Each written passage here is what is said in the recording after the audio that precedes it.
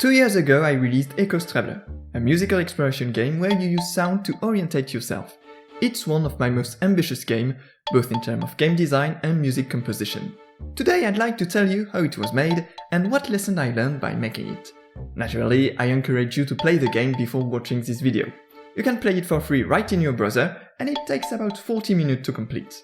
I'm almost certain that it's like nothing you have played before. So please try it a couple of minutes before continuing this video, because now we are going to look at how it started. Echo's Traveler came originally from a silly reflection I had around 2018. It was just a simple thought. What if the camera in a top-down view game was just stuck on the start screen? It was mostly a joke. Yeah, it could be a neat gag in a Zelda-like game, pretending that the camera is glitched or something. But what then?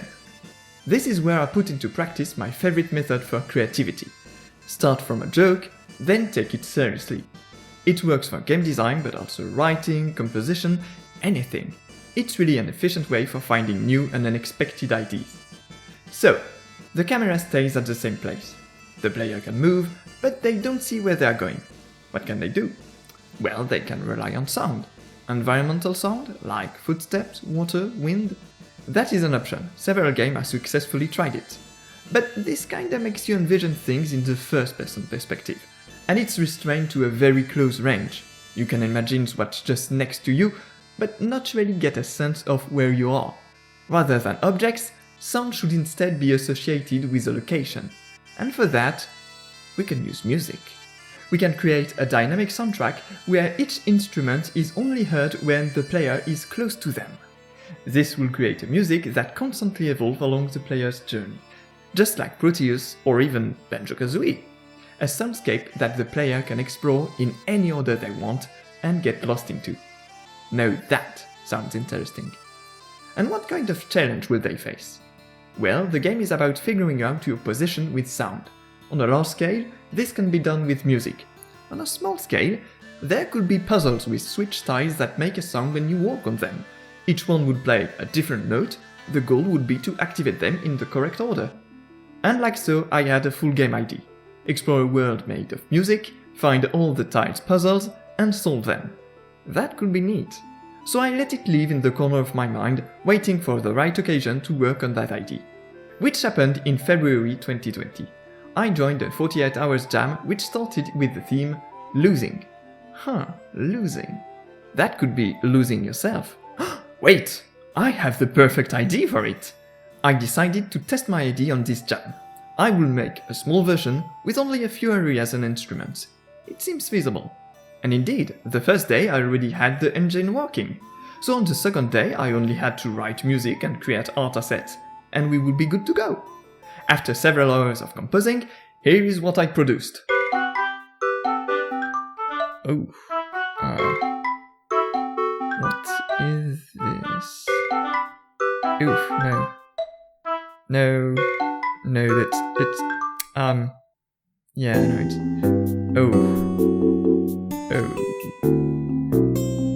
eesh, what? It's, no. Yeah, it was terrible. I wasn't inspired at all, and to be honest, not that much motivated either. And it sucked. I couldn't use that. I had to start it all over. But it was already past noon and I didn't feel like rushing it. I was already exhausted. So I gave up. And I even put the game away. Did I mention that it was 2020? There was a lot of good reasons to fall into depression this year, and this is what I did. I stepped away from Gamedev for several months, and even once I healed, I didn't want to touch that game again. It was cursed.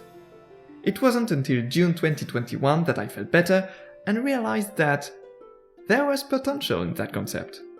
And I already programmed a good part of the game, so I took it out of its grave and decided to lift the curse. Echo's Traveler is made in TypeScript. There are two main tools that I use to make it. Phaser, a web game engine, and Orchestra.js, a library of my own to create dynamic music. I had already made a bunch of games with Phaser, so even though its documentation is kinda messy, I didn't have too much trouble using it. It's not the best engine in the world, but decent enough if you want to make web games with JavaScript or TypeScript. It has most of the features you would expect from a game engine already packed in, and you can also use other JavaScript libraries or even native web API if you know how to use them. As for Orchestra.js, well, I made it, so of course it was easy for me to use. But I must say, it has proven to be an efficient tool for all kinds of projects. I used it in several games and even websites. It only takes 2 or 3 lines of code to play a music with several instruments that can be toggled on and off individually. As I said earlier, I already had the dynamic music working at the first day of the jam. That's why I was so confident in making this game. The audio logic was already done. Composing, though, was another matter. The music is the first thing that I attacked when I started making this game for real.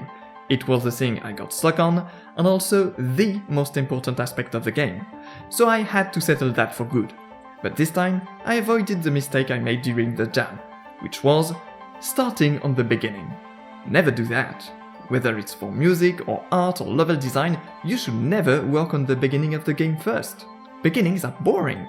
You'll lose all your motivation making them. Plus, they can be the harder part, because you must hook the player with something incredible. If you can work on any part of your game in any order, you should start with the part that inspires you, the one you actually want to make. And that's what I did for the music. I didn't have any ideas for the first area's music, but there were other areas for which I had tons of inspirations. So I composed all 4 of the game areas, each having their own style and instruments. Composing a fully dynamic soundtrack like this is kinda special. I won't get into details, but basically I would only compose short loops layered one on top of another, and place them on the map bit by bit. All the tracks use the D-Dorian scale and share the same BPM, so they can transition seamlessly. I try to arrange loops in groups that goes well together, and place them next to each other so that it would create interesting progressions. But hey, it looks like we're talking about level design now, aren't we? One particularity of making a music exploration game is that music and level design are basically the same thing. The player will move in a world made of music. Composing is not only about aesthetic, it also defines the game experience. Let me show you what I mean. This is a map of Echo's Traveler, and it's also technically the music sheet. Each circle represents an instrument or a loop that can be heard when the player enters its range. As you can see, there is a central area from where the player starts, and there are 4 zones surrounding it. Each one of those has its own identity that is reflected both in the music style and the level design. I made the music as abstract as possible to let the player use their own imagination. But I still have my own interpretations. First, there is a busy city, with dozens of short loops everywhere that mix together. It's very easy to get disoriented here. Then there's the desert, which is quite the opposite, with lots of space with no sound at all, and kind of a path cutting through it. There's a calm ocean, on the edge of which you can find a shore filled with great galleons ready to battle. And then there's the Celtic land, which has almost a linear progression from strong bagpipes to quiet flutes. So as you can see, each area presents a different kind of challenge for navigating. But then comes the matter of the puzzles. They are scattered on the map to make the player explore every area. But I quickly found a problem in that design. Even after making the tiles bigger, it was easy to walk past them and completely miss them. Keep in mind that the player cannot see them. They can't see anything. So to avoid them spending hours just scanning the entire map, I needed to guide them towards a path, with sound naturally. One solution could have been to use a common sound to localize them, like some kind of beeping sonar. But that would be a problem, because now the attention of the player is focused on that single sound instead of the music. The music and the sound effect would actually work against each other, which go against the point of making a music exploration game. Instead, I wanted to use the landscape to lead the player. In a classic open world, the landscape allows the player to see their goal from a long distance, or at least some clue. If they know that they must reach the top of a mountain, they'll walk toward the mountain. So to create something similar on Echo's Traveler, I use the instruments as clue that the player can listen to on the starting screen. Now they have something larger that they can recognize from far away. Most of the paths are placed on the intersection between 3 instruments, so finding them becomes a challenge where the player tries to walk towards the instrument that they heard from the clue. And this design makes them pay attention to the music and try to specialize it. Mission accomplished.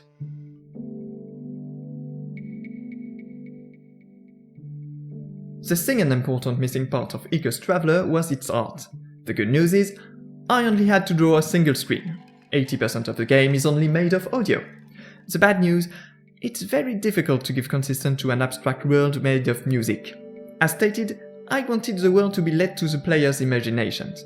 But they needed a starting visible area to make them understand the rules and give them some kind of starting point. It's an abstract world of right, but not abstract in the same way as Tetris or Suike. In the player's mind, it should be a world. The key element of this world, though, is mystery. So rather than building a story, I built a mood. I took inspiration from Princess Mononoke to design a ghost as protagonist that would be both likable and strange. I then tried to draw some grass in pixel art, but discovered that grass is actually the hardest thing to draw. So instead I searched for an asset pack that fits the Zelda vibe I was looking for. As for the tiles, I avoided using actual numbers, but instead draw some symbols that would convey the information while still looking like a foreign language. The tutorial text follows the same rule. It doesn't tell any story, but it also avoids to use too many extra diegetic terms. Instead, it uses words that fit the mood, like complete the path or find the signals. It sounds like divine prophecies, rather than game instruction. And the same treatment was used for the ending. Again, finding how to end an abstract game devoid of story was tricky. I opted for something in the vein of Fez, Manifold Garden, or, once again, Proteus. A visual and musical show that is mostly pleasant to watch, and conveys abstract emotion rather than a precise story. It's the first time I actually made an ending cinematic for a game, and I'm rather proud of this one. Making Ghost Traveler was quite the journey. It started from a dumb idea that I wasn't sure I would make, then became a cursed failed project that I didn't want to touch, to finally be resurrected and emerge as a beautiful world full of mysteries. I've actually made some satisfying accomplishments with that project. I made a game that has a truly unique concept, uses an open world level design, and has a fully dynamic soundtrack. And also it's accessible to visually impaired players. Put on paper like that, it looks like a huge task, but it proved to be possible to do thanks to the relatively small scope of the game. See, the core concept of Ghost Traveler wouldn't work as it is on a longer game, and the open world would have been a nightmare to build if it was on a commercial game standard scale, even an indie one, not even mentioning the music. But on a web game with a playtime of half an hour, it becomes manageable. This is maybe one of the most important things that this game taught me. How to scope an ambitious small game. It's significantly bigger than a jam game and actually required several months to be made, but also smaller than what you would expect from a commercial game. So it's in an interesting middle, because you learn many things about game making, but without the constraint of having to sell the game. You can even try ideas that wouldn't work on a longer game. And at the end, you end up with a game that you can be proud of and can actually put in your resume. So I intend to work on other games like this one.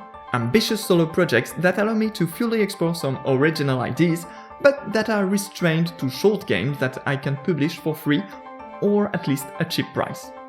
If you want to learn more about the making of Ghost Traveler, you can read the devlog I wrote during its development on itch.io. It's also an open source project, so feel free to explore its code. In any case, I hope you enjoyed the game. Thank you for listening.